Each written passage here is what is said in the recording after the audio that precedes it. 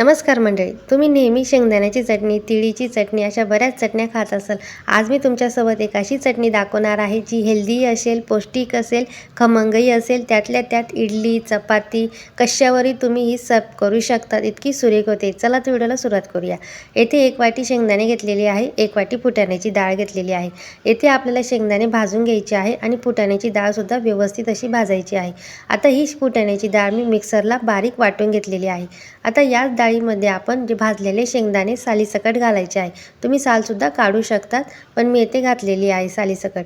आता येथे ना 1.5 चमचा लाल तिखट घालायची आहे. चवीपुरतं मीठ घालायचं आहे.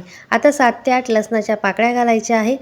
त्यानंतर अर्धी वाटी येथे खोबरं घालायचं आहे. आता व्यवस्थित असं मिक्सरचं भांडं लावून घ्यायचं आहे आणि पल्स मोडवर आपल्याला बारीक अशी या चटणीची पूड करून घ्यायची आहे. तुम्हाला वाटलं तर तुम्ही जाडसरसुद्धा ठेवू शकता, पण जितकी बारीक तुम्ही करणार ना तेवढी छान ही एकजीव होते आणि ही मग इडलीवरसुद्धा तुम्हाला वरतून सर्व करता येईल. त्यानंतर तुम्ही भाकरीसोबत खाऊ शकतात, भातावरसुद्धा छान अशी स्प्रेड करू शकतात.